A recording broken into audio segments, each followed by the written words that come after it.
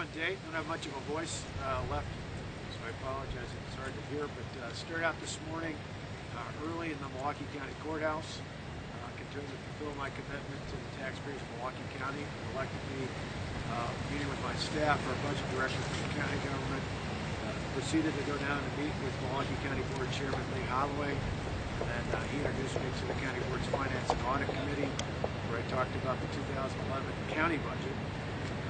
Proceeded to then meet with my cabinet, talking about issues pertaining to the current budget for 2010 and ahead to 2011. And got the nice surprise of a birthday cake a day late with our cabinet, and then have spent the day here meeting with Bob Lang and members of the Legislative Fiscal Bureau staff and an assortment of lawmakers who helped facilitate that. And I was just over meeting with the State Budget Director and appreciate the fact that the Secretary of Administration has been very accommodating for us.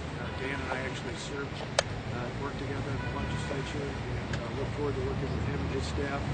As I mentioned before, Governor Doyle last night called me early on and wished his congratulations and was very accommodating. We look forward to working with him on a very smooth transition. It's been very, very pleasant, very positive. Governor Doyle has offered not only his own personal willingness to work on the transition, but has offered his cabinet to help us out in many different ways. So we're feeling very positive about that. Today's focus was meeting on getting updated numbers of the budget. There'll be more numbers coming out in a couple of weeks when the new estimates come out related to the budget request. Obviously, we'll be looking at that very closely. The other big thing is over the next few days, we'll be reaching out to lawmakers in both political parties to talk about our jobs agenda, clearly reinforcing the message I mentioned last night, which is that Wisconsin is open for business. We're sending a strong message to employers who are close here and those looking to come to the great state of Wisconsin that there's a new approach. We're aggressive about approaching business and adding jobs in the state, and we want to be ready to go 2 months from today as we not only are sworn in, but call a special session on jobs, and hopefully one that not only the new Republican majorities, but then Democrats in the Assembly and Senate can work with us on as well, because really jobs and the economy, getting the state working again, isn't just solely a partisan issue. It's something that I think we all care very much about, and it's my hope over the next week or so I'll be able to meet with as many lawmakers as possible to help us build a consensus on our jobs package. With that, I'll take questions if you got them. Do you have a timeline for when you're going to resign as county executive? By the end of the year, I'm going to stay through the end of December. Obviously, we're looking very closely at whether or not that's by the 28th. To me, I want to get some things in place with our transition here. Again, as I mentioned, Governor Doyle has been very accommodating. I want to make sure we've got things lined up for that transition, but also back in my home county, I want to make sure our transition to the acting county executive and then the interim county executive is smooth, and if we can accommodate that, certainly we're looking at the possibility of resigning by the 28th. Obviously just a few days before January 3rd, but we'll probably have a decision on that by early next week. How daunting? What about the train? At this point, with contracts that are now maybe legally binding, can you still stop it? What can you do? Yeah, I believe we can. Since the story first broke, we've had lawyers coming out of the woodwork with suggestions on legal actions to take. We'll really spend the next couple of days soaring through all the different legal options we have available to us. The good news is we have a variety of options, and it's something that's certainly having a new Republican majority in the Assembly and Senate. I think a majority, not only party-wise, but a majority of people in the legislature that agree with me on the train and the need to make sure that we're not stuck with that in the future is a positive thing, but we're looking at all our options. You know, I've taken on a challenge like this in the past. When I came in as the Milwaukee County Executive, I was told I was legally bound to put up a 3-story blue shirt on the side of the parking garage at the county's airport. And if you go there today, there is no blue shirt on the side of that parking structure because we found a way to get out of that, and I'm confident we can do the same with the train. But will it be even more costly for the state to get out of it? I think in the end, we're going to be able to find a way to work with vendors and others. You know, the majority of contracts they're talking about letting our contracts with companies from Wisconsin who do work when it comes to transportation with our roads and our bridges, and I think they're very committed to working with the next administration on making sure we fund transportation, not just one form or the other. On the jobs issue, Kohler, they Sure, announced they're I'll come back and forth. dropping. Are you planning to name John Smoot to run your transition? I'll make an announcement by the end of the week, both on who the chair of our transition committee is going to be and who's the director of the transition committee. And then we'll be talking about others who will be a part of helping us out.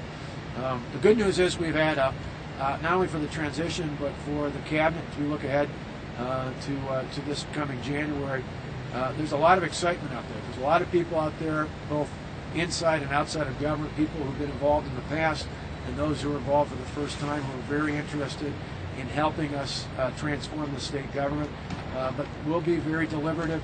One of the things I learned from being in a position where I appoint a cabinet right now is to take your time, do it well, make sure you put together the right team, and that's exactly what we plan on doing. What's your timeline then for that appointment? You said you'll make some announcements. Announcement will be by the end of the week for the transition director as well as the transition chair, and then cabinet positions will be forthcoming between now and the end of December. But from our standpoint, there's not a rush. We've got an abundance of people who are willing to step up and help us out in the transition, and we just want to make the best decisions possible for the taxpayers and the people of the state when it comes to a cabinet. Kohler announced they're going to cut 350 jobs today. This was an issue you ran on. What are you going to do to try and ensure that those jobs stay here in Wisconsin? I've left calls even before today with officials from the Kohler company as well as other companies to try and figure out what we can do to reach out to them. I've said repeatedly as governor, there's never going to be a worker in this state who doesn't say this governor didn't do everything in his power to keep their jobs and grow their jobs here in the state of Wisconsin. So in terms of what they're looking for specifically, obviously building a better business climate, making it more cost effective to do business is our top priority. But to the extent that we can offer specific things to keep jobs here, we're going to be proactive in doing that. How daunting were those budget numbers for you?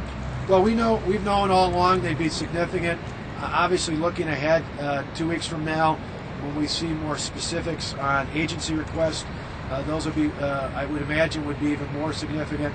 But we're ready to take on that challenge. You know, as county executive, I faced almost identical circumstances. I remember at the time when I was still in the Capitol, I got a big, gigantic congratulations card from my colleagues at the time in the State Assembly, and inside of it there was a condolence card, and they understood the challenges we faced at the county, very similar to what the challenges we face at the state, but again, we're up for the challenge.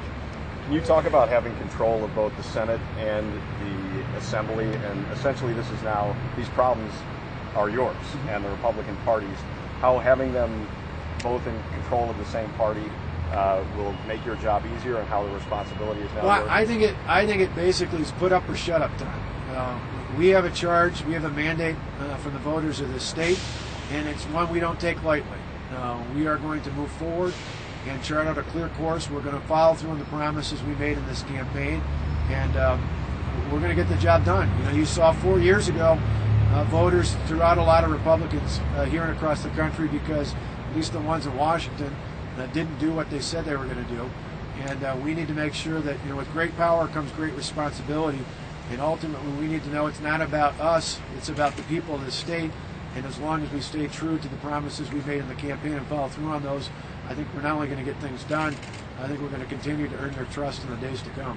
Do you ultimately plan to operate out of Madison with you and your family living in the executive residence, or will it be perhaps some sort of modified approach? No, the Capitol is here in Madison. I plan on living here. My family will be here. It may take a little while as we transition for the first few months, having 2 high schoolers, but getting them accustomed to school and things of that nature. But I understand the capital of the state of Wisconsin is in Madison. I plan on living in Madison. I plan on operating out of Madison. And I plan on being a governor for all the people of the state of Wisconsin, no matter where they live, no matter what their background, no matter who they voted for. I plan on being a governor for all the people of this state. Thanks, guys. If you have any follow-up questions, you can probably contact the campaign. Great. Thanks.